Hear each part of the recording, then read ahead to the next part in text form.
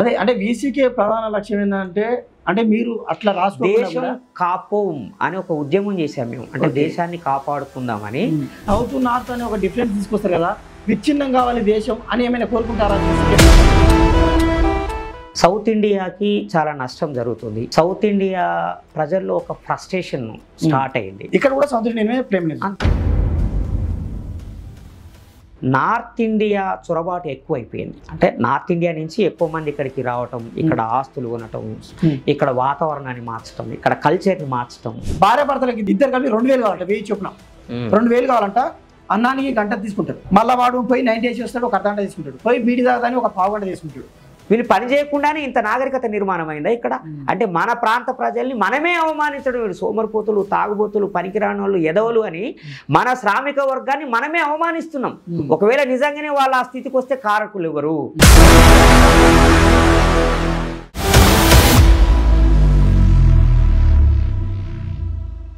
అందరికి నమస్తే. ఈరోజు మనతో పాటు ఒక స్పెషల్ గెస్ట్ ఉన్నాడు, మంచి మేధావి, వీసీకే స్టేట్ ప్రెసిడెంట్, అదేవిధంగా ప్రొఫెసర్ జీలకర్ర సీనన్న. అన్న నమస్తే. అన్న నమస్తే. ఎట్లున్నాను? బాగున్నా Kalyan, thank you. First of all మీకే థ్యాంక్ యూ అన్న, పిలవగానే చాలా దూరం, ఎంత దూరం వచ్చారు మా స్టూడియోకి. థ్యాంక్ యూ అన్న. ఫస్ట్ అసలు వీసీకే పార్టీ ఏంది, ఆ పార్టీ యొక్క లక్ష్యం ఏంది, అది మా వ్యూవర్స్కి ఒకసారి వివరించండి.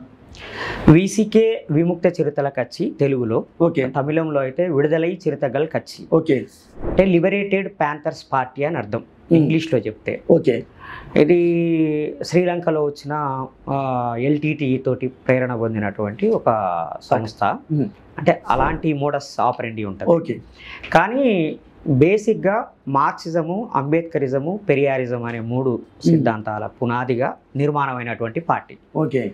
కుల నిర్మూలన, వర్గ నిర్మూలన, మహిళా విముక్తి, ఓకే, సామ్రాజ్యవాద దోపిడీకి వ్యతిరేకంగా పోరాడటం, ప్రాంతీయ భాషలని కాపాడుకోవటం అనేవి ప్రధానమైన అంశాలు. మా పార్టీ ఈ లక్ష్యాల కోసం పనిచేస్తుంది. ఓవరాల్గా చెప్తే సమాజంలో ఉన్న అన్ని రకాలైన అసమానతలు తొలగిపోవాలనేది మా పార్టీ యొక్క ఆశయం. దానికోసం మేము పనిచేస్తాం. ఓకే. అంటే పార్టీ ఎప్పుడు స్థాపించబడిందని? ఇది యాక్చువల్గా అఫీషియల్గా 1995లో స్టార్ట్ అయ్యింది. తిరుమావలోన్ గారు, తలైవర్ తిరుమావలోన్ గారు చిదంబరం కాన్స్టిట్యున్సీ నుంచి 3వ ఎంపీ. ఓకే. విల్లుపురంలో ఒక ఎంపీ, తమిళనాడు. ఓకే. రవికుమార్ గారు ఇంకొక ఎంపీ, 4 ఎమ్మెల్యేలు ఉంటారు, వందలాది మంది లోకల్ బాడీ రిప్రజెంటేటివ్స్ ఉంటారు మా తమిళనాడులో. ఓకే. అట్లాగే మున్సిపల్ కౌన్సిలర్లు, ఇంకా చైర్మన్స్, డిప్యూటీ చైర్మన్స్, చాలా పెద్ద మాస్ పార్టీ తమిళనాడు. సో మేము మార్క్సిజము, అంబేద్కరిజము కలిసి పనిచేయాలనే ఆలోచనతో ఉన్న వాళ్ళము ద్రవిడ బహుజన సమితి ఏర్పాటు చేసి పనిచేసాం. ఓకే. దాన్ని మా ఐడియాలజీకి దగ్గరగా ఉన్నది కాబట్టి వీసీకేలో విలీనం చేయడం జరిగింది. ఆయన చాలా గొప్ప నాయకుడు తిరుమావలోన్ గారు. అంటే ఆయనకి వ్యక్తిగతంగా ఎలాంటి ఆస్తి లేదు, ఫ్యామిలీ లేదు, ఆయన ఒక్కడే 24 గంటలు ప్రజల కోసం పనిచేస్తాడు. కాన్షీరామ్ సార్ ఎట్లాగైతే 24 అవర్స్ పనిచేసిండో, కాన్షీరామ్ తర్వాత దక్షిణ భారతం నుంచి అంత పెద్ద నాయకుడు తిరుమావలోన్ గారు. సో మొత్తం సౌత్ ఇండియాలో దళిత వర్గాల నుండి ఎదిగిన అంత రాజకీయ స్పష్టత, సైద్ధాంతిక స్పష్టత, ఫిలసాఫికల్ స్పష్టత ఉన్న ఏకైక నాయకుడు ఆయన ఒకడు. ఓకే. తెలంగాణలోకి వీసీకే ఎలా వచ్చింది, మీరు ఎలా విలీనమయ్యారా, జాయిన్ అయ్యారా, అసలు ఏంది కదా? మేము విలీనమయ్యాం. వీసీకేని తెలంగాణలోకి అధికారికంగా తీసుకొచ్చింది నేనే. ఓకే. అంతకుముందు తిరుమావలోన్ గారు అంబేద్కర్ జయంతులకి ఇంకా మిగతా కార్యక్రమాలకు వచ్చారు, గెస్ట్గా వచ్చి పోతుండే. బట్ నేను సౌత్ ఇండియాలో అన్ని రాష్ట్రాలు తిరిగే క్రమంలో అసలు సౌత్ ఇండియాలో ఏం జరుగుతుంది అని ఒక పరిశోధన చేసే క్రమంలో తిరుమావలోన్ గారి ఉద్యమాన్ని నేను స్టడీ చేశాను. ఓకే. ఆయన రైటింగ్స్ని నేను ఒక 20 ఏళ్ల క్రితమే చదివాను. ఓకే. అంటే నేను పిహెచ్డి చేస్తున్న కాలంలోనే ఆయన పుస్తకాలు చదవటము, చెన్నైకి వెళ్ళినప్పుడు ఆయన ఉద్యమాన్ని పరిశీలించటం, చాలా గొప్ప నాయకుడు అనేది అర్థమైంది. నా ఐడియాలజీకి చాలా దగ్గరగా ఉంది. అందుకని మేము అందులో విలీనం అయ్యాము. అప్పటి నుంచి 22 నుండి మేము పనిచేస్తున్నాం. ఓకే, అంటే తెలంగాణ వ్యాప్తంగా కొంచెం ఏమైనా ప్రభావితం చేసినట్టు అనిపిస్తుంది వీసీకే పార్టీ? మేము లాస్ట్ టైం ఎలక్షన్స్లో పోటీ చేసాం. ఓకే, పార్లమెంట్ ఎలక్షన్స్లో ఒక 7 నియోజకవర్గాలలో మా అభ్యర్థులు నిలబెట్టాము. మేము ఇప్పుడే తొలి అడుగులు వేస్తున్నాం. పుట్టగానే మీసాలు రావు కదా, కొద్దిగా టైం పడుతుంది మాకు. ఓకే, అంటే భవిష్యత్తులో ప్రజల్లోకి వీసీకే పార్టీని ఏ విధంగా తీసుకెళ్లాలనుకుంటారు? ప్రజలు ఎదుర్కొంటున్న ప్రధానమైన సమస్యలు చాలా ఉన్నాయి. వాటిలో మేము అంటే ఒక ప్రత్యేకమైన దృక్పథంతో పనిచేయాలని అనుకుంటున్నాము. సౌత్ ఇండియాకి చాలా నష్టం జరుగుతుంది. సౌత్ ఇండియా ప్రజల్లో ఒక ఫ్రస్ట్రేషన్ స్టార్ట్ అయింది.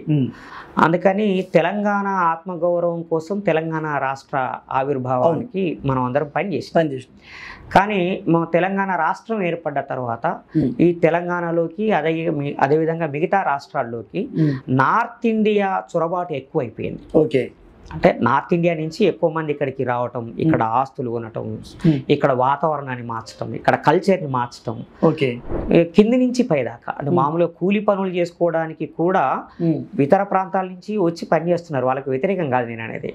నల్లగొండలో అడ్డ మీద కూలికి పోయినటువంటి స్థానికులకి బీహార్ నుంచి వచ్చినటువంటి అడ్డ మీద కూలీలకి మధ్యన ఘర్షణ జరిగింది. అంటే ఇతర ప్రాంతాల నుంచి వచ్చే శ్రామికులకి స్థానిక శ్రామిక వర్గానికి మధ్యన వైరుధ్యం ఉంది. అట్లాగే ఇతర ప్రాంతాల నుంచి వచ్చినటువంటి వ్యాపార వర్గము సౌత్ ఇండియాలో ఉన్న మార్కెట్ని అంతా ఆక్రమించింది. దాని మూలంగా స్థానికంగా సాంప్రదాయిక వ్యాపార వర్గం ఉంది మనకి, కోమట్లు ఇట్లాంటి వాళ్ళు, కొంతమంది రెడ్లు వెలుమలు కూడా కొంత వ్యాపారం చేశారు. వాళ్ళు కాకుండా బీసీ వర్గాలు కూడా వ్యాపారం చేసిన వాళ్ళు ఉన్నారు. వీళ్ళు ఇప్పుడు ఆ గుజరాత్ రాజస్థాన్ నుంచి వచ్చిన వ్యాపార వర్గంతో పోటీ పడలేకపోతున్నారు. అంటే ఎంటైర్ మార్కెట్ వాళ్ళ కంట్రోల్లోకి పోయింది, నార్త్ కంట్రోల్లోకి వచ్చింది. సో దీన్ని మనం వ్యతిరేకించాల్సిన అవసరం ఉంది. మేము దేశానికి వ్యతిరేకం కాదు, దేశం విడిపోవాలని అనట్లేదు. అదే అంటే వీసీకే ప్రధాన లక్ష్యం ఏంటంటే అంటే మీరు అట్లా దేశం కాపోం అని ఒక ఉద్యమం చేశాం మేము. అంటే దేశాన్ని కాపాడుకుందామని గత 10 సంవత్సరాలుగా చేస్తాం. సౌత్ నార్త్ అనే ఒక డిఫరెన్స్ తీసుకొస్తారు కదా, విచ్ఛిన్నం కావాలి దేశం అని ఏమైనా కోరుకుంటారా వీసీకే పార్టీ? అంటే దేశాన్ని కాపాడుకుందామనే మేము పోరాటాలు చేశాం. అట్లా స్లోగన్ ఇస్తారు, సభలు స్లోగన్ కాదు. వేలాది మంది లక్షలాది మందితో సభలు పెట్టాం. తమిళనాడులో కావచ్చు, ఆంధ్రలో కావచ్చు, మా చేతనైన మేరకు మేము కూడా ఇక్కడ పెట్టాం. దేశాన్ని కాపాడుకుందాం అనేది ప్రధానమైన ఎజెండాగా మేము పనిచేసాం. అట్ ద సేమ్ టైం దక్షిణాదిలో ఉన్న ప్రజల్ని కాపాడుకోవాలి, దక్షిణాది చరిత్రని, సంస్కృతిని, గుర్తింపుని, అస్తిత్వాన్ని, ఆత్మగౌరవాన్ని కాపాడుకోవాలి. కాబట్టి ఈ విషయాల్ని ఇప్పుడు మేము చర్చకి దేశం మొత్తం ఒకటే దేశాన్ని కాపాడుకోవాలని చాలా చేసినట్టు కదా, మళ్ళీ ఎందుకు సౌత్ అనే డిఫరెన్స్ తీసుకొస్తారు? ఇప్పుడు సౌత్ అనే వర్డ్ ఎందుకు యూజ్ చేస్తున్నారు? దేశం అనేది అనేక రాష్ట్రాల యొక్క కలయిక వల్ల ఏర్పడింది. India is a union of states, not country అంటారా? Not country, it's a union of state. కానీ ఇప్పుడు మనము 75 ఏళ్ల తర్వాత ఇది ఒక కంట్రీగా అంగీకరిస్తున్నాం. 100% అంగీకరిస్తాం. ఇదొక దేశం. బట్ ఈ దేశంలో జిల్లాలు ఉన్నాయి, గ్రామాలు ఉన్నాయి, రాష్ట్రాలు ఉన్నాయి. సో ఈ రాష్ట్రాలకి ప్రత్యేకమైన చరిత్ర ఉన్నది. నేనేమంటున్నానంటే కళ్యాణ్, మీరు ఇంజనీరింగ్ చదువుకున్నారు, చరిత్ర చదవలేదు కాబట్టి మీకు కొన్ని విషయాలు తెలియవు. నేను చెప్పినా కూడా వెంటనే మీకు అర్థం కావు. నేనేమంటున్నానంటే మీరు టెక్స్ట్ బుక్స్ చూడండి, మొఘలుల గురించి లేదా ఔరంగజేబు గురించో, లేకపోతే అశోక చక్రవర్తి గురించో, గుప్తరాజుల గురించో ఉంటుంది, సింధు నాగరికత గురించి ఉంటుంది. కానీ సౌత్ ఇండియా హిస్టరీ ఉండదు. సౌత్ ఇండియా హిస్టరీ ఏం పాపం చేసింది అంటే, మనము త్రూ ఎడ్యుకేషన్ నేషనలిజం అనే పేరు మీద, అంటే దేశం అనే పేరు మీద, దేశ చరిత్ర అనే పేరు మీద ఉత్తరాది చరిత్రను మాత్రమే మనం తెలుసుకుంటున్నాం. మనకు నేర్పుతున్నారు. మన కాకతీయుల చరిత్ర, మన శాతవాహనుల చరిత్ర, మన శాలివాహనుల చరిత్ర. శాలివాహనులు అంటే కుమ్మరోలు, ఇక్కడ కుమ్మరోళ్ళు పరిపాలన చేశారు. అది రాష్ట్రకూటుల చరిత్ర, విష్ణుకుండినుల చరిత్ర మనకి ఎందుకు చెప్పారు? ఇది ప్రత్యేకంగా హిస్టరీ చదువుకుంటే తప్ప, ఒక ఆప్షనల్గా తీసుకొని చదువుకుంటే తప్ప తెలియదు. అంటే తెలుగు వాళ్ళకి పరిమితమైంది, ఇది నార్త్కి వెళ్ళట్లేదు వీళ్ళ పాఠ్యాంశాలు అనేది. నార్త్ పాఠ్యాంశాలు తెలుగు వాళ్ళకి చెప్తున్నారు, సౌత్ ఇండియన్స్ చెప్తున్నారు. సౌత్ ఇండియా చరిత్ర నార్త్ ఇండియన్స్కి ఎందుకు చెప్పట్లేదు? పాండ్యులు 10,000 సంవత్సరాల క్రితమే ఇక్కడ సామ్రాజ్యాన్ని నిర్మించినటువంటి వాళ్ళు, సముద్ర తీరం వెంట. అప్పుడు మన తెలుగు తెలంగాణ ప్రాంతం ఆంధ్ర ప్రాంతం కూడా వాళ్ళ ఏలుబడిలో ఉంది. అవును. చోళులు చేరులు ఇంకా చాలా సామ్రాజ్యాలు వచ్చినాయి, నాయక రాజులు. ఇది తమిళనాడు కేంద్రంగా. అట్లాగే కేరళ కూడా తమిళనాడులో అంతర్భాగంగా ఉండే. కర్ణాటక బసవేశ్వరుడు చాలా గొప్ప విప్లవకారుడు. అంటే విప్లవకారుడు అంటే ఇప్పుడున్న అర్థంలో కాదు. కులం అనేది తొలగిపోవాలి, వర్ణం అనేది తొలగిపోయి మనుషులందరూ సమానంగా బతకాలని ఒక ఆధ్యాత్మిక విప్లవాన్ని తీసుకొచ్చినటువంటి బసవేశ్వరుడి గురించి యూపీలో ఉన్న వాళ్ళకి ఎవరికి తెలియదు, మధ్యప్రదేశ్లో ఉన్న వాళ్ళకి ఎవరికి తెలియదు. అందుకని దేశము అనే భావన చాలా గొప్పదే, కానీ ఆ పేరుతోటి కొన్ని ప్రాంతాల చరిత్రని మన మీద ఇంపోజ్ చేస్తున్నారు, దాన్ని మేము వ్యతిరేకిస్తున్నాం. ఇప్పుడు కృష్ణా గోదావరి ఉంది, కృష్ణా గోదావరి మనకి పవిత్రమైన స్థలాలు. కానీ ప్రతి ఒక్కరు ఏం కోరుకుంటారు, ఇండియాలో ఒక కల్చర్ని క్రియేట్ చేశారు. బతికున్న కాలంలో చనిపోయే దశలో ఒక్కసారి అయినా గంగా నదిలో స్నానం చేసి రావాలి. ఇంకా నీకు తెలియదు, ఇక్కడి నుంచి ప్రత్యేకంగా రైళ్లు వేసి సావు బతుకుల మధ్యన ఉన్న వృద్ధుల్ని ప్రత్యేక రైల్లో కాశీకి తీసుకుపోయి బొందితో సహా అందులో జీవం విడిస్తారు, స్వర్గానికి పోతారు అనే ఒక నమ్మకం. నేనేమంటున్నా అంటే అంత పవిత్రత కృష్ణా నదికి లేదా, గంగా నదికి లేదా? చరిత్ర అనగానే మనకి సరస్వతి, గంగా, యమున అనేది ఎందుకు చెప్తున్నారు? మన చరిత్ర లేదు. కావేరీ నది ఎంత గొప్పది, మహానుభావులైన ఎంతో మంది యోగులు అక్కడ ప్రాక్టీస్ చేశారు. మీకు అదొక పెద్ద చరిత్ర, ఆధ్యాత్మిక గురువు. సో ఆధ్యాత్మిక పరంగా చూసినా కూడా మనది చాలా గొప్ప. అలాగే బుద్ధుడు చాలా గొప్పవాడు, జైన మహావీరుడు చాలా గొప్పవాడు. వాళ్ళ చరిత్ర మనకి చెప్తున్నారు. మరి నాగార్జున సాగర్ నుంచి మలిదశ బౌద్ధాన్ని ప్రారంభించినటువంటి ప్రాంతం.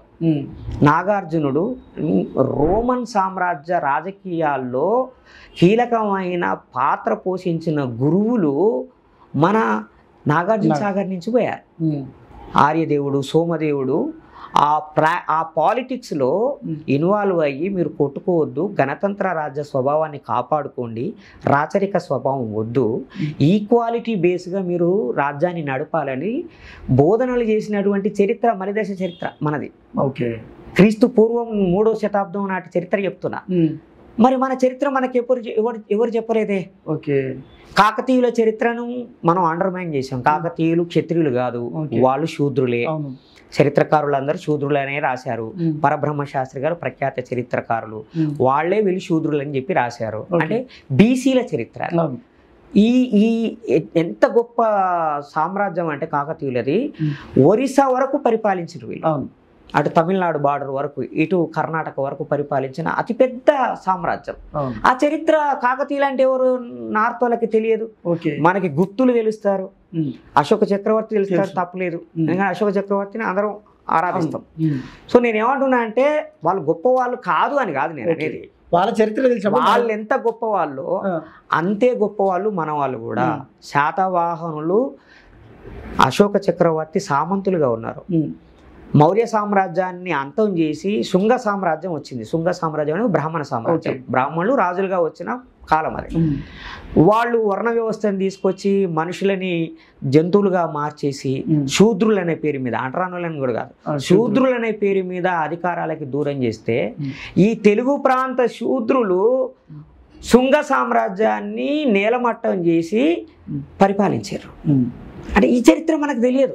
అంటే ఢిల్లీ మనల్ని పరిపాలించిన చరిత్ర చెప్తున్నారు కానీ మనము ఢిల్లీని పరిపాలించిన చరిత్ర చెప్పాల. సో నేనేమంటున్నా అంటే చరిత్ర తెలుసుకొని వాడు చరిత్రను సృష్టించలేడని కదా అంబేద్కర్ అన్నది. సో ఇంత గ్లోరియస్ హిస్టరీ ఉన్న ఈ ప్రాంతం గురించి ఎందుకు మనం చర్చించట్లేదు? పాఠ్యపుస్తకాల్లో ఎందుకు లేదు? లేదంటే మెయిన్ స్ట్రీమ్ డిస్కోర్స్లో మనం ఎందుకు లేము? ప్రధాన స్రవంతి సంవాదంలో, రాజకీయ చర్చల్లో, ఐడియాలజికల్ చర్చలో మన ప్రాంతానికి ఎందుకు అంత వాల్యూ లేకుండా పోతున్నది? దీన్ని ఇప్పుడు తెలుగు భాష చాలా గొప్ప భాష, పురాతనమైన భాష.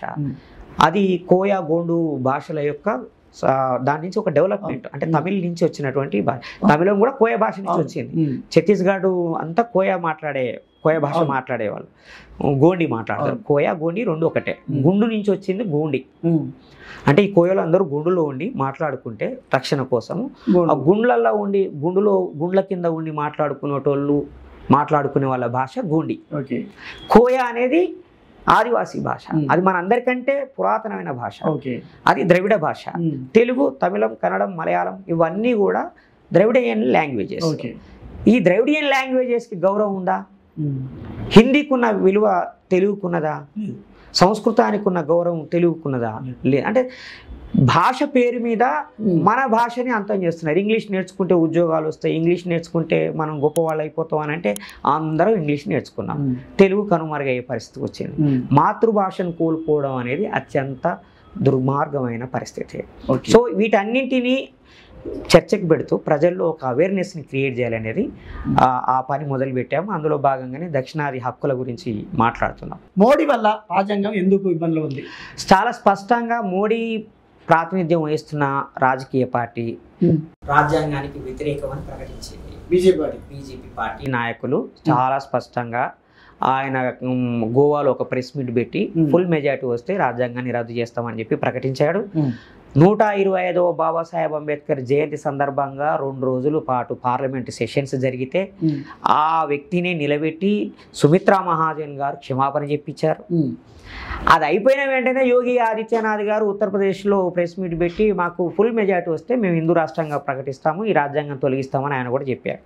So by principle and doctrine అంటే సైద్ధాంతికంగానే బీజేపీ రాజ్యాంగానికి వ్యతిరేకం. ఈ రాజ్యాంగం అనేది పాశ్చాత్య భావాలతో ఉన్నది. మన వీనెస్ అంటే మన తత్వం ఇందులో లేదు. మన తత్వం అంటే సనాతన ధర్మము, హైందవ ధర్మము, ఈ ధర్మానికి సంబంధించిన ప్రిన్సిపల్స్ ఇందులో లేవు. కాబట్టి ఈ కాన్స్టిట్యూషన్ మేము ఒప్పుకోమని కాన్స్టిట్యూషన్ ఆమోదించిన రోజే చెప్పారు ఆర్ఎస్ఎస్ వాళ్ళు. సో ఆర్ఎస్ఎస్ రాజకీయ విభాగం బీజేపీ. సో అవి బై డాక్ట్రిన్ అంటే ఫిలసాఫికల్గా సిద్ధాంతపరంగా ఆ పార్టీలు రాజ్యాంగానికి వ్యతిరేకం. కాబట్టి ఆటోమేటిక్గా నరేంద్ర మోడీ గారు కూడా వ్యతిరేకం. అంటే ఇప్పుడు ఆర్ఎస్ఎస్ నథింగ్ బట్ బీజేపీ అంతే. బీజేపీ ఆర్ఎస్ఎస్ వేరు కాదు. బీజేపీ యొక్క ఆర్ఎస్ఎస్ యొక్క రాజకీయ విభాగము బీజేపీ. అందుకని బీజేపీ ఆర్ఎస్ఎస్కి కమిటెడ్ నాయకుడు నరేంద్ర మోడీ. అంటే ఆర్ఎస్ఎస్ ఏం చెప్తే అది చేస్తాడు ఆయన అంతే. సో అందుకని వాళ్ళు బై ఫిలాసఫీయే దానికి వ్యతిరేకం కాబట్టి వాళ్ళకి మేము వ్యతిరేకం. అందుకని రాజ్యాంగాన్ని కాపాడుకుందాం, దేశాన్ని కాపాడుకుందామని వీసీకే ఆధ్వర్యంలో చాలా పెద్ద పెద్ద సభలు మీరు యూట్యూబ్లో కొడితే చూస్తాం, లక్షలాది సభలు, లక్షలాది మందితో సభలు పెట్టాం. అందుకని బీజేపీ అనే పార్టీయే రాజ్యాంగానికి వ్యతిరేకం. అందువల్ల మేము బీజేపీకి వ్యతిరేకం. వీసీకే పార్టీ ఒకవేళ రేపనాడు బాగా ఇంప్లిమెంట్ అయిపోయి ప్రజలోకి వెళ్ళి అంటే చాలా స్థానాలు గెలుచుకుంటే వాళ్ళు సౌత్ స్టేట్ కావాలని కోరుకుంటారా, లేకుంటే ఢిల్లీ పీఠం ఎక్కాలనుకుంటారా? మేము ఢిల్లీ పీఠం ఎక్కాలనుకుంటాం. ఢిల్లీ పీఠం అందులో ఇప్పుడు 75 ఏళ్ళు వాళ్ళు పరిపాలించారు. కనీసం మేము 5 ఏళ్ళైనా పరిపాలించొద్దా south Indians? Okay. South Indian ఇక్కడ కూడా సౌత్ ఇండియన్ ప్రేమ అంతే. జస్ట్ 11 సంవత్సరాల ముందు ఈ దేశాన్ని పరిపాలించిన మొత్తం కాంగ్రెసే. ఆ కాంగ్రెస్ అంటే ఇప్పుడు మీరు కూటమిలో బాగా మీ కాంగ్రెస్ సౌత్ ఇండియాకి ఏం చేసిందన్న? బీజేపీ వాజ్పేయి గారు 9 సంవత్సరాలు పరిపాలించారు. నరేంద్ర మోడీ గారికి 11వ సంవత్సరం. అంటే ఎన్ని సంవత్సరాలు అయింది? 20 సంవత్సరాలు అయింది. 75 ఏళ్లలో 20 ఏళ్ళు కాంగ్రెస్, అది బీజేపీ. 50 ఏళ్ళు కాంగ్రెస్, 55 ఏళ్ళు కాంగ్రెస్. ఈ 2 పార్టీలు ఈ దేశ ప్రజలని దోపిడీ చేయడానికి పనిచేసినాయి. ఓకే, అందులో నో డౌట్. ఓకే. ఎందుకంటే ఇప్పుడు ప్రైవేటు విద్య కార్పొరేటైజ్ అయ్యింది. డబ్బులు కట్టలేక పిల్లలు చదువు మానేస్తున్నారు. ప్రైవేట్ ఎడ్యుకేషన్ తీసుకొచ్చింది కాంగ్రెస్, అందులో డౌట్ లేదు. ప్రైవేటు హాస్పిటల్స్ని తీసుకొచ్చింది కాంగ్రెస్. అదే కాంగ్రెస్ ఒకప్పుడు గవర్నమెంట్ స్కూళ్ళు, గవర్నమెంట్ హాస్పిటల్స్ పెట్టింది. అదే కాంగ్రెస్ మొత్తం ప్రైవేటైజ్ చేసింది, ఐడిపిఎల్ అమ్మేసింది, ఇంకా అన్నిటినీ అమ్మేసింది. వాటినే బీజేపీ కంటిన్యూ చేసింది. వాజ్పేయి గారు చాలా గొప్ప కవి, మిగతా వాళ్ళందరితో పోలిస్తే ఆయన మృదు స్వభావం అని అందరూ అంటారు, మంచివాడని అంటారు. కానీ ఆయన ఆర్థిక విధానం ఏంటిది? కాంగ్రెస్ పార్టీ ఆర్థిక విధానం, నూతన ఆర్థిక విధానాలే వాజ్పేయి గారు అమలు చేశారు. వాజ్పేయి గారు సరిగా పాలించట్లేదని చెప్పి మన్మోహన్ సింగ్ గారిని ఎక్కించారు. మన్మోహన్ సింగ్ గారు ఇంకా నూతన ఆర్థిక విధానాల్ని గ్యాట్ ఒప్పందాలని 3rd ఫేజ్ 4th ఫేజ్లోకి తీసుకొచ్చారు. కాంగ్రెస్ నిరుద్యోగ సమస్యని పరిష్కరించలేదు, పేదరికాన్ని తొలగించలేదు, ధరలు తగ్గించలేదని పోరాటం చేసి నరేంద్ర మోడీ గారికి అధికారం అప్పచెప్పారు. ఓకే. ఈ నరేంద్ర మోడీ గారి 11 సంవత్సరాల పరిపాలనలో ధరలు పెరిగినాయి, నిరుద్యోగం పెరిగింది, ఆర్థిక అసమానతలు పెరిగినాయి, సంపద కేంద్రీకరణ పెరిగింది. ఓకే. కానీ పేద ప్రజల పరిస్థితులు అట్లాగే ఉన్నాయి. అందుకని ఆర్థిక పరమైన విషయాల్లో బీజేపీకి కాంగ్రెస్కి పెద్ద తేడా లేదు. వాటి విషయంలో మేము ఇద్దరి పట్ల ఒకే రకమైన స్టాండ్తో ఉన్నాం. కానీ అదనంగా ఉన్న ప్రమాదం ఏంటని అంటే బీజేపీ రాజ్యాంగానికి వ్యతిరేకం అంటది. ఓకే, బీజేపీ రాజ్యాంగానికి వ్యతిరేకం కాకపోతే మేము దాన్ని పెద్దగా వ్యతిరేకించాలి. అక్కడక్కడ ఇచ్చిన ఉపన్యాసాలు మినహాయిస్తే బై డాక్టరీన్ చెప్తున్నా నేను. రాజ్యాంగానికి విరుద్ధంగా ఏ కార్యక్రమాలు చేసిన బీజేపీ అంటే ఏం చెప్తారు? ఇమీడియట్ అన్ని రాజ్యాంగానికి విరుద్ధంగానే చేసారు. రాజ్యాంగం ప్రకారంగా ఈడబ్ల్యూఎస్ రిజర్వేషన్ ఇవ్వడానికి వీల్లేదు. ఓకే, ఈడబ్ల్యూఎస్ రిజర్వేషన్ ఇచ్చారు, అది అన్కాన్స్టిట్యూషనల్. అట్లాగే 370 ఆర్టికల్ రద్దు చేయడం, అది అన్కాన్స్టిట్యూషనల్. 370 వల్ల నష్టం నేను చెప్తా తర్వాత. 370 ఆర్టికల్ రద్దు చేయడం. రిజర్వ్ బ్యాంకు ప్రతి సంవత్సరం అన్క్లెయిమ్డ్ అమౌంట్ 2 లక్షల కోట్ల రూపాయలని నరేంద్ర మోడీ ప్రభుత్వానికి ఇస్తున్నది. అది ఇంతకుముందు జరగలే. ఎందుకనంటే అన్క్లెయిమ్డ్ అమౌంట్ ఉంటుంది. అంటే కొంతమంది డిపాజిట్ చేస్తారు, యాక్సిడెంట్లో ఆ కుటుంబం అంతా చచ్చిపోతారు, దాన్ని క్లెయిమ్ చేసుకునేటోళ్ళు ఉండరు. అలాంటి అమౌంట్ 2 లక్షల కోట్ల రూపాయలు పోగుబడుతుంది మన ఆర్బీఐ దగ్గర ప్రతి సంవత్సరం. ఆ అమౌంట్ అలా పోగుబడి ఉండడం మూలంగా మన ద్రవ్యలోటు తగ్గుతుంది అనమాట. మన ఆర్థిక వ్యవస్థ స్థిరంగా ఉంటుంది. దాన్ని మాకు ఇచ్చేయమని ఆర్బీఐని బలహీనం చేసాడు. రంగరాజుని ఒప్పుకోనందుకే రంగరాజుని తీసేసారు. ఆర్బీఐ తన దగ్గర ఉన్న రిజర్వ్స్ని బీజేపీ ప్రభుత్వానికి ఏదో కార్యక్రమానికి ఇవ్వడం మూలంగా మన దగ్గర నిల్వలు తగ్గిపోయి ద్రవ్యోల్బణం పెరిగింది, రేట్లు పెరిగాయి, చాలా ఇబ్బంది పడుతున్నాం మనం. అట్లాగే న్యాయ వ్యవస్థ యొక్క స్వయం ప్రతిపత్తిని దెబ్బతీశారు, ఎన్నికల వ్యవస్థ యొక్క స్వయం ప్రతిపత్తిని దెబ్బతీశారు. అంటే చట్టమే చేశారు ఏకంగా. ఎన్నికల వ్యవస్థ నువ్వు ఒక ఎన్నికల అధికారిగా నిష్పక్షపాతంగా నిర్వహించాలి. కానీ నేను నిన్ను అపాయింట్ చేస్తే, నిన్ను అపాయింట్ చేసినా కాబట్టి నాకు పట్ల నువ్వు కృతజ్ఞతతోటి ఉంటావా ఉండవా? 100% ఉంటాం. అదే జరిగింది ఇప్పుడు. అంటే ఇది ఎన్నికల కమిషన్, ఇది అలిగేషన్ కాదు, చట్టమే చేసి ఎన్నికల కమిషన్ నియమించే అధికారాన్ని కేంద్ర ప్రభుత్వం తీసుకున్నది. దానికి ఒక కమిటీ వేసి వాళ్ళకు నచ్చిన వాళ్ళని పెట్టుకుంటారు. ఇంతకుముందు అట్లా లేదు. ప్రభుత్వము ఒక ఎక్స్పర్ట్ కమిటీ తోటి, ఒక కమిటీ సిఫారసుల మేరకి పలానా వ్యక్తి కళ్యాణ్ సిఇఓగా చీఫ్ ఎలక్షన్ కమిషనర్గా పనిచేస్తాడు, ఈజ్ ఎలిజిబుల్, ఈ డిజర్వ్స్ అని చెప్పి ఒక రిపోర్టు రాష్ట్రపతికి పంపిస్తే రాష్ట్రపతి దాన్ని ఆమోదించి అపాయింట్ చేస్తాడు. ఇప్పుడు అట్లా ఉండదు. ఇక ఇది మారిపోయి. అట్లాగే జ్యుడిషియరీ వ్యవస్థని తన కంట్రోల్కి తీసుకోవాలని చూస్తే ఏకంగా సుప్రీంకోర్టు న్యాయాధిపతులు స్ట్రైక్ దిగారు. అంటే సుప్రీంకోర్టు స్వయం ప్రతిపత్తిని కాపాడాలి అని చెప్పి న్యాయవాదులు, అంటే లాయర్లు కాదు, జస్టిస్లే, న్యాయమూర్తులే స్ట్రైక్ దిగారు. వాళ్ళు ఏకంగా లేఖ రాశారు ప్రభుత్వం యొక్క జోక్యానికి వ్యతిరేకంగా. అట్లాగే కాగ్ ఉంటుంది మనకి, అంటే ప్రభుత్వము ఏవేవి ఖర్చులు పెట్టింది, అకౌంటబిలిటీ. ఇప్పుడు ప్రభుత్వం ఖర్చు పెట్టిన దాని మీద ఒక నిఘా ఉండాలి, ఒక సర్వేలెన్స్ ఉండాలి. లేకపోతే మా కళ్యాణ్ అంత బాగానే చేసేస్తాడు, మా నరేంద్ర మోడీ అంత బాగానే చేసేస్తాడు అని వదిలేస్తే ఆయన మిస్యూజ్ చేసే అవకాశం ఉంటుంది. అప్పుడు ఏంది, ఒక స్వతంత్ర సంస్థ ప్రభుత్వంకు ఎంత ఆదాయం వచ్చింది, ఎంత ఖర్చు పెట్టింది, దాంట్లో ఎంత మిస్యూజ్ అయ్యింది అనే దాన్ని లెక్కలతో సహా ప్రజలకి ముందు పెడుతుంది, పార్లమెంటు ముందు పెడుతుంది. ఇప్పుడు కాగ్ నివేదిక ఎప్పుడైనా చర్చకు వచ్చిందా? 1991కి ముందు కాగ్ అనేది చాలా పెద్ద విషయం. కాగులో ₹1 తేడా వచ్చిందంటే అది పెద్ద అవినీతి. ఇప్పుడు లక్షల కోట్ల రూపాయల తేడా వస్తున్నది, ఎవడు అడిగేటోడు లేడు. అంటే ఈ రాజ్యాంగ వ్యవస్థల్ని బలహీనపరచడమే రాజ్యాంగానికి వ్యతిరేకం అని చెప్పడానికి సాక్ష్యం. ఇప్పుడు వీసీకే పార్టీ ప్రెసిడెంట్ గురించి గొప్ప చెప్పారు ఆయన ఇంటర్వ్యూ స్టార్టింగ్లో. ఆయనకి ఎవరు లేరు కాబట్టి ఆయన కేవలం ప్రజల కోసానికి చేస్తాడని. ఇదే విధంగా మన ప్రైమ్ మినిస్టర్ ఎవరైతే ఉన్నారో ఆయన కూడా ఎవరు లేరు, కానీ ఆయన ప్రజల కోసానికి చేస్తున్నాడు కోసం. ఆయన ప్రజల కోసం చేసిండని మీరు అనుకుంటారు.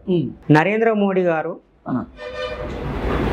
సావర్కర్, హెగ్డేవార్, ఇంకా ఆ ఆర్ఎస్ఎస్ పునాదులు వేసిన వాళ్ళ ఆశయాల్ని నిజం చేయడం కోసం ఆయన అంకితం అయ్యాడు.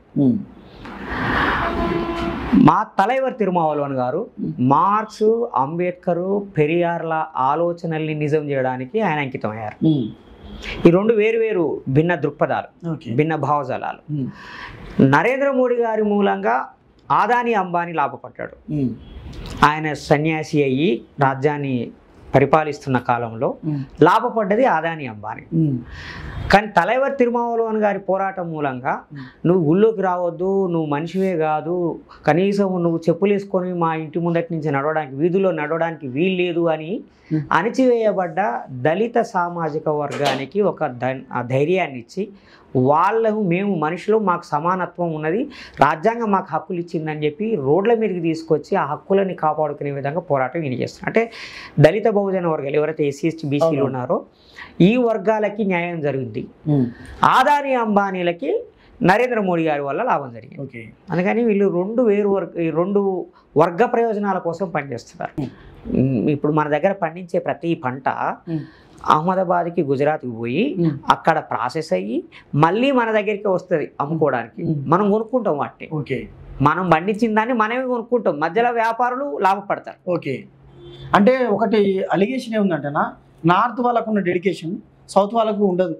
వాడు వ్యాపారి కానీ కార్మికుడు కానీ అని ఒక అలిగేషన్ ఉందన్న. ఈ అలిగేషన్స్ అనేటివి మొదటి నుంచి ఉంటాయి, అది పెద్ద విషయం కాదు. నేనేమంటున్నా అంటే మార్వాడోళ్ళు రాకముందు ఇక్కడ కోమట్లు లేరా? ఎందుకు లేరు? మరి వాళ్ళు డెడికేటెడ్గా అసలు ఒక చిన్న విలేజ్కి పోయి వ్యాపారం పెట్టుకొని బతికినారు. వాళ్ళది ఎంత డెడికేషన్.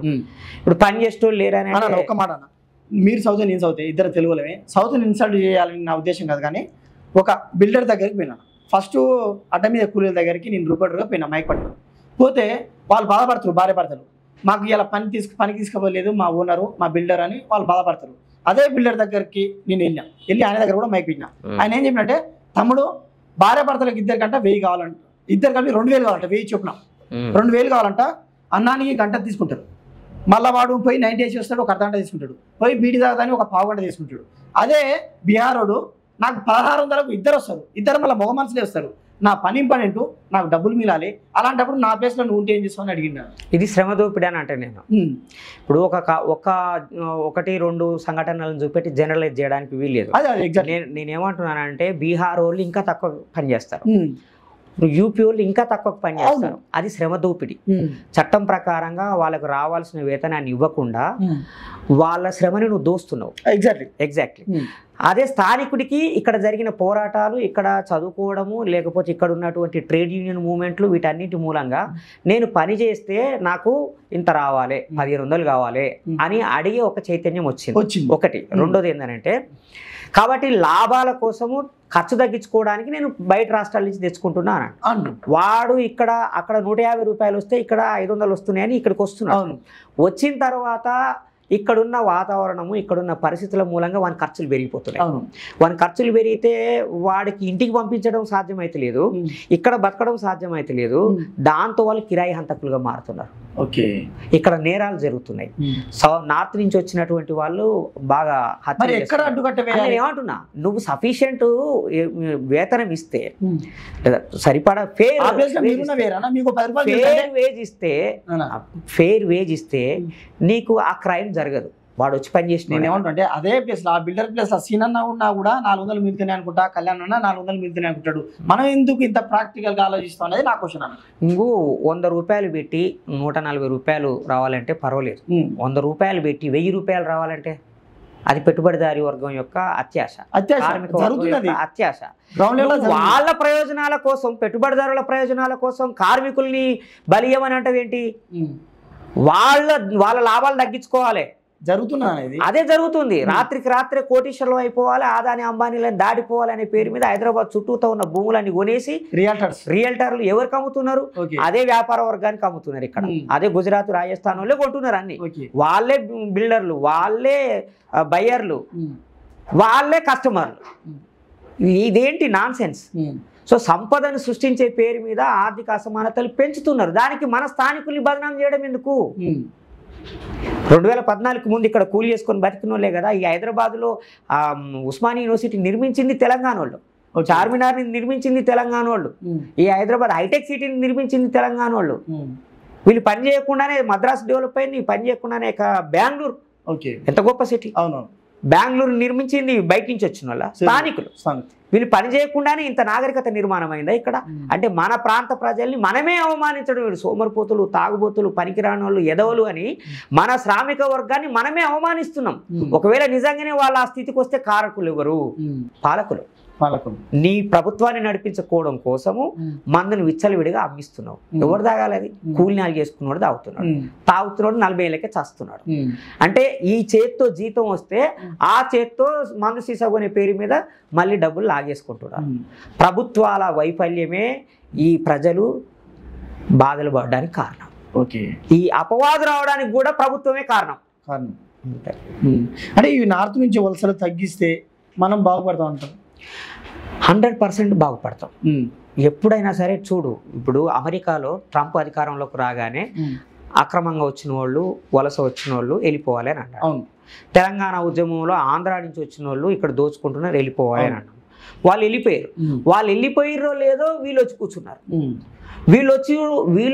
వీళ్ళు రావడము, నరేంద్ర మోడీ రావడం ఒకటేసారి జరిగింది. తెలంగాణ రావడం ఒకటేసారి జరిగింది.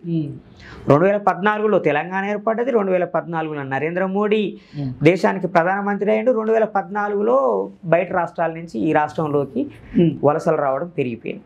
వలస వచ్చి పోయేటోళ్ళతో ఇబ్బంది లేదు, స్థిరపడ్డోళ్ళతోటే. అంటే పెట్టుబడిదారులు రావద్దు, కార్మికులు వచ్చాను అంతే. ఇద్దరు రావద్దా? లేదు, కార్మికులు రావాలి.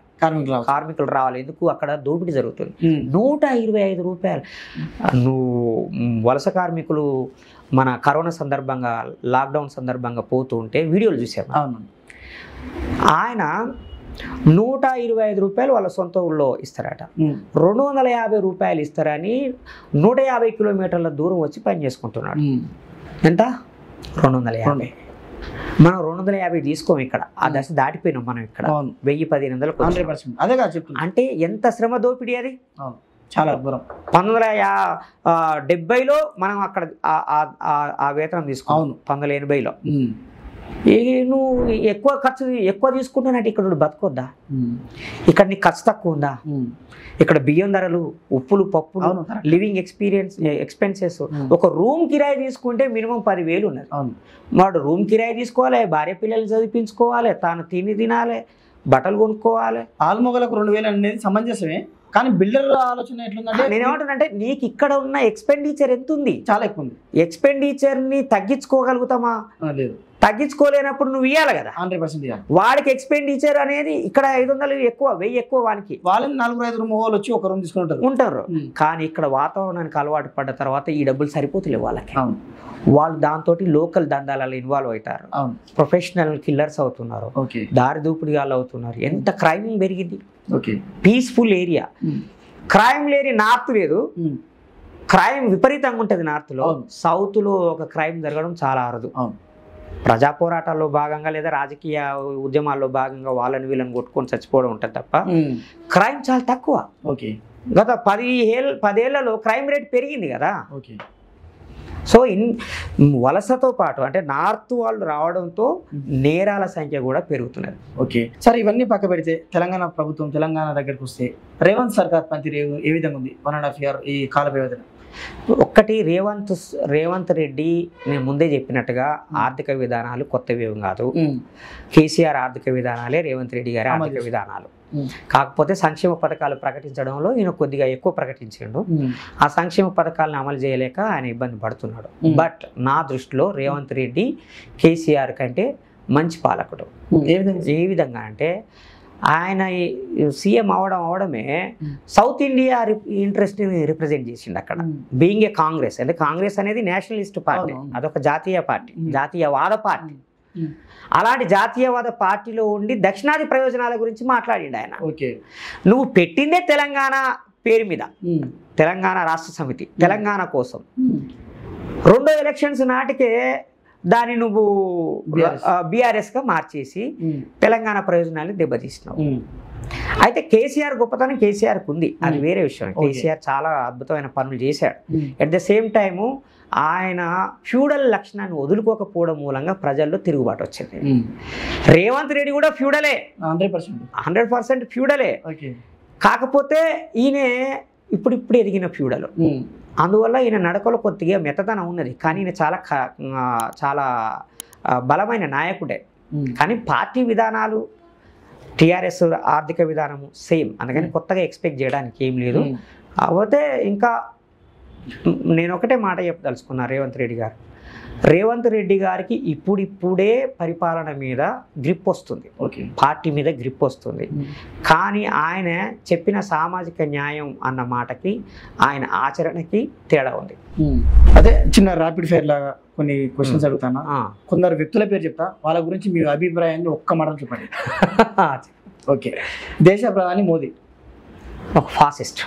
ఓకే. ప్రధాన ప్రతిపక్ష నాయకుడు రాహుల్ గాంధీ ఒక లిబరల్ డెమోక్రాట్. రేవంత్ రెడ్డి ఒక feudal leader. KCR senior feudal leader. Okay. Chandrababu Naidu క్యాపిటలిస్టుల representative. Pawan Kalyan progressive. Okay. Jaganmohan Reddy ఒక విక్టిమ్. ఓకే. బండి సంజయ్ ఏదైనా బండి సంజయ్ అంటే నవ్వుతారు, అదే సమాధానం, అంతేనా? Okay. Owaisi is a replica of BJP. Okay. Replica. Okay. And Raja Singh Goshamahal Raja Singh ఆయన ఒక terrorist. Okay.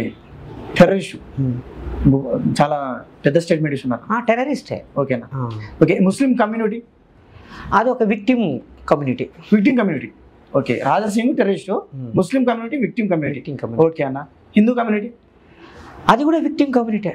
Okay. Christian community విక్టిమే. ఓకే. జీలకర్ర శ్రీనివాస్ విక్టిమ్. ఓకేనా? Thank you so much.